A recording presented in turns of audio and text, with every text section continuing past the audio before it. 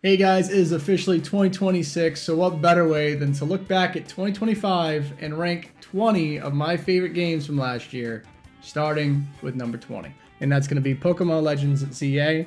It is this low, barely making it on the list because I loved Legends Arceus, and I just enjoy seeing the Pokemon in a natural habitat, being able to throw a Pokeball at them right away.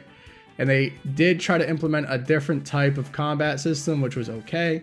The online admittedly was a little rough, and just I think Game Freak's getting lazy with Pokemon. I think that's not a hot take. It's kind of, they need to step up their game, so I don't want to give them too much praise. I think we all can agree that Pokemon Legends ZA is not that great of a game. It's still a solid, probably the most solid 7 I've ever played this entire year. So with that said, I think it at least deserves to be on the list. Continuing on at 19 would be Borderlands 4. I was gifted this game. I really enjoy the Borderlands franchise. Specifically, Borderlands 2 was my favorite. Tiny Tina's kind of dropped off, and Borderlands 4 felt like it was a return to form. But with all the performance issues, I really did struggle to stay in the game, stay immersed. The character design and the story for Borderlands was solid.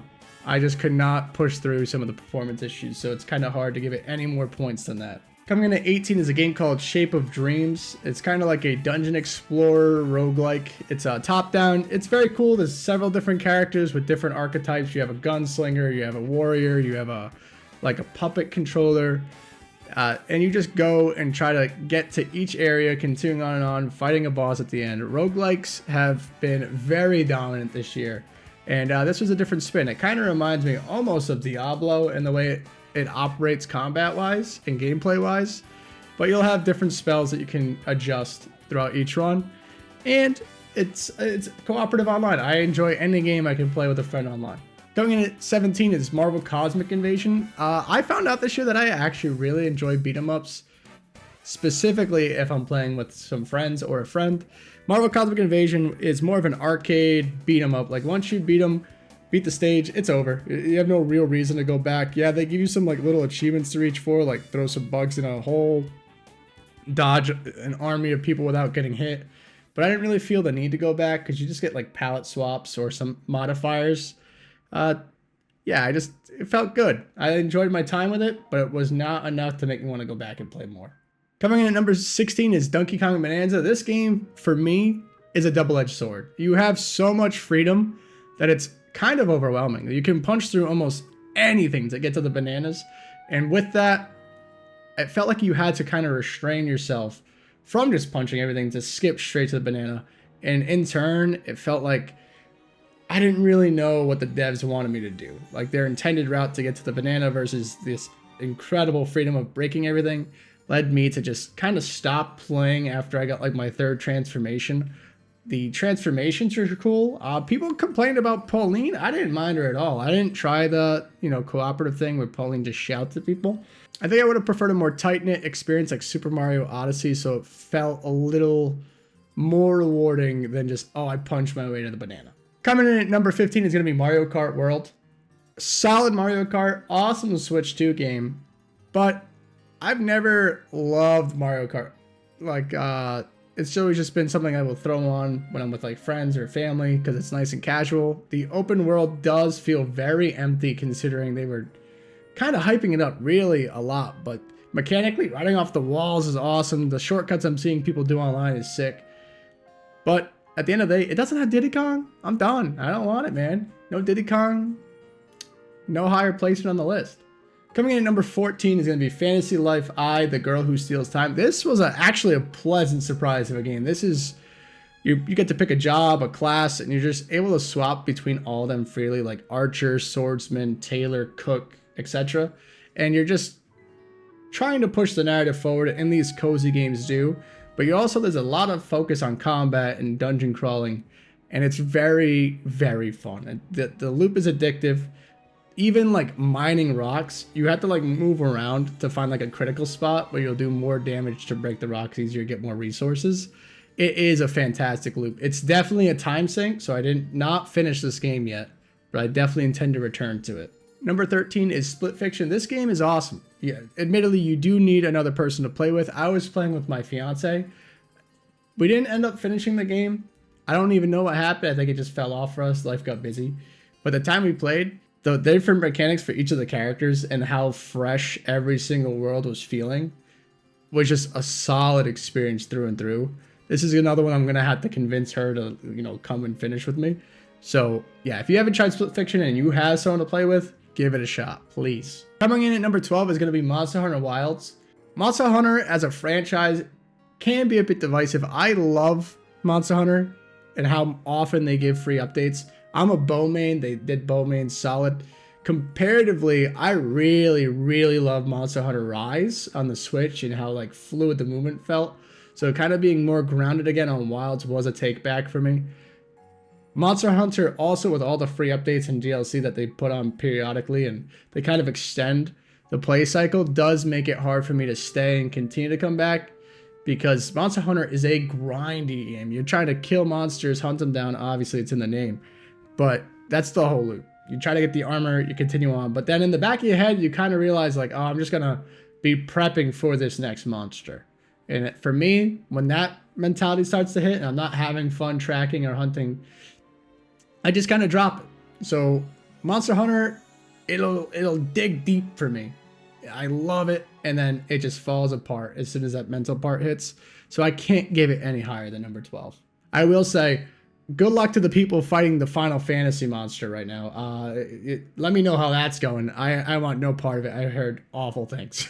Coming in at number 11 is going to be Slime Rancher 2. I love Slime Rancher 2. Slime Rancher 1 was really, really solid. And the sequel is just even better. More slimes, more chill vibes. It's continuously giving itself some quality of life updates. And it's just something you sit back, you're grinding out these things. It's a adorable, cozy game. And that's all you really want. That's what you're getting. I don't really want to spoil the slimes because that's a big thing for me. I really like finding the new slimes, finding out their favorite foods, and just making a very cool ranch and becoming this monopoly and just gaining all this money. Slime Rancher 2, one thing I wish I had some sort of online implementation. Like playing with a friend would be awesome. But Slime Rancher 2, if you haven't played it, look at it. Give it a shot. It's awesome. Coming in at number 10, continuing the cozy vibe, and this is where, someone's probably going to make fun of me. It's actually Hello Kitty Island Adventure, making Butters proud from South Park. I jokingly played this game, and then the joke just became so, not a joke anymore. I actually really started to fall in love with it to, a sickening degree. I was logging in every day, picking up all the trash on the island, talking to every, essentially villager. I was feeling that Animal Crossing itch that I was having for a while now, and you gotta give it a shot. Please, I know it sounds goofy. I don't want to spoil what happens. There's actually a massive storyline. There's a lot to do. It gives you a reason to come back every day. There is online too. Yeah, Hello Kitty Island Adventure. It's making it in the top 10, man. It's gonna. Number 8. I personally love Dynasty Warrior games, especially the ones that are revolved around Nintendo franchises. So it's got to be Hyrule Warriors, Age of Calamity.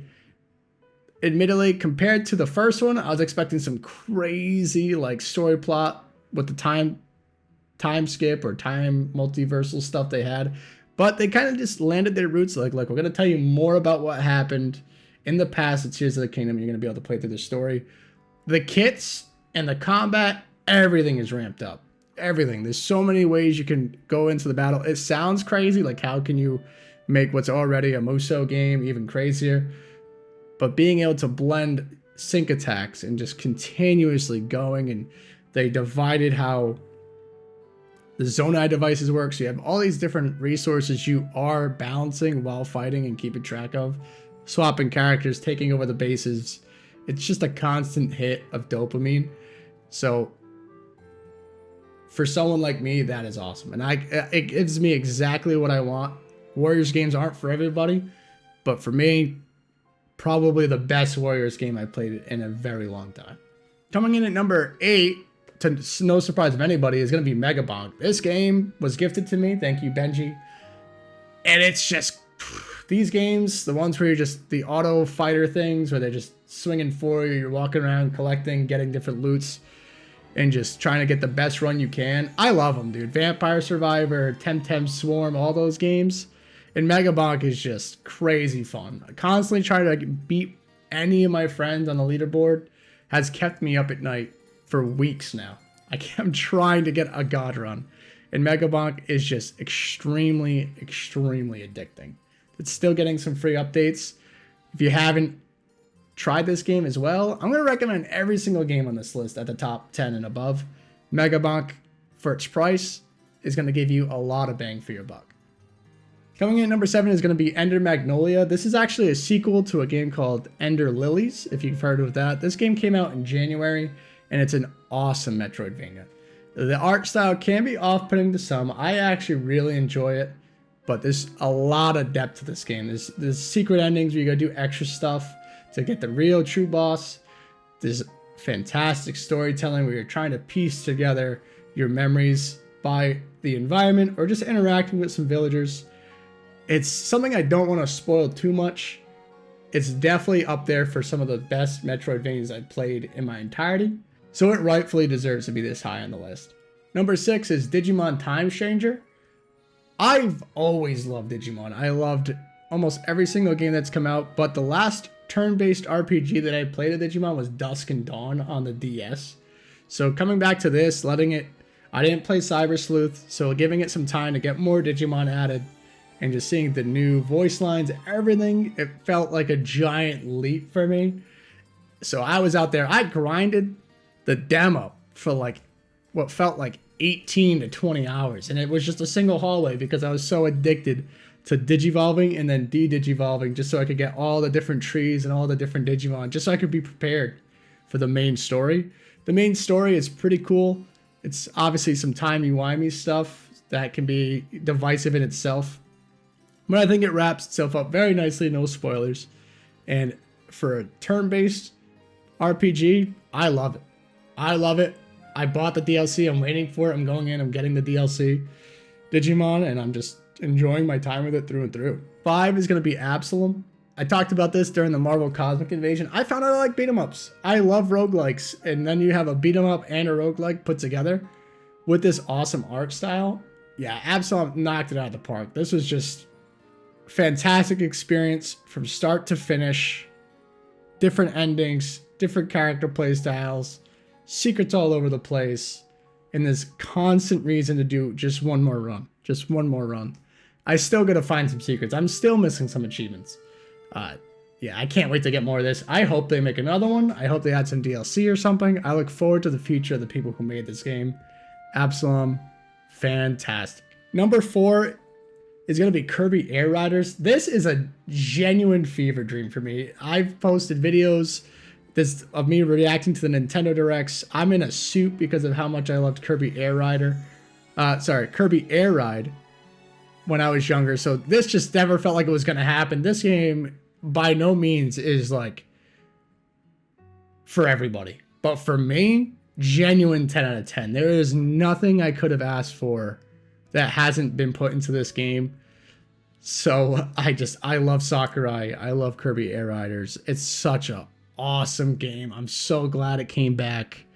I don't even I'm lost for words when I talk about Kirby Air Riders, and I can't even explain why. It's just a constant rush. You can go from doing a regular race to a top-down race to then city trial with all its crazy bullshit, and just, well, not one more. These are like in and out 5-minute experiences. Just keep it going, and then I can play a match before I go to bed, and then just go to bed or relax. Maybe do another one.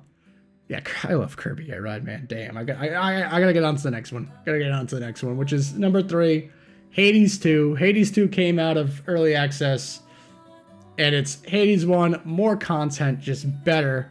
I beat both sides, so you can go down to hell and you can go up and try to help Zeus.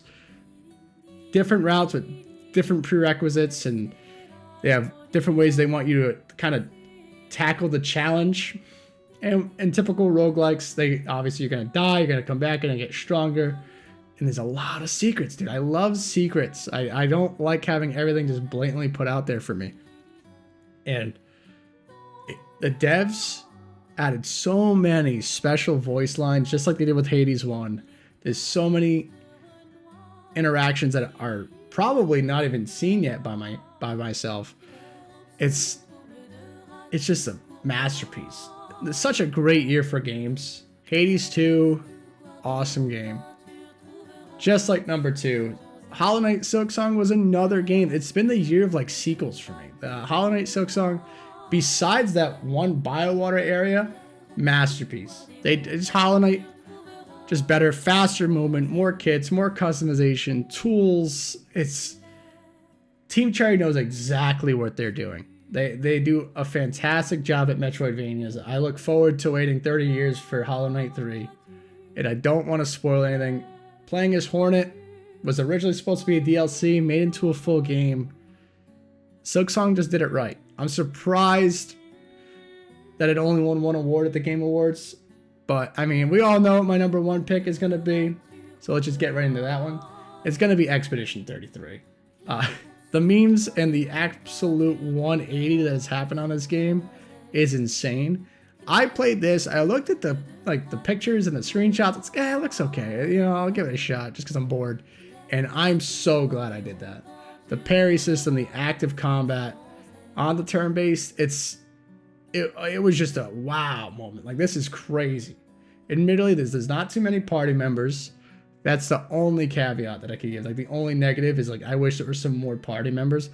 But people explained to me that it, like, when you get to the open world area, that's how Final Fantasy VII felt for some people, where you left Midgar.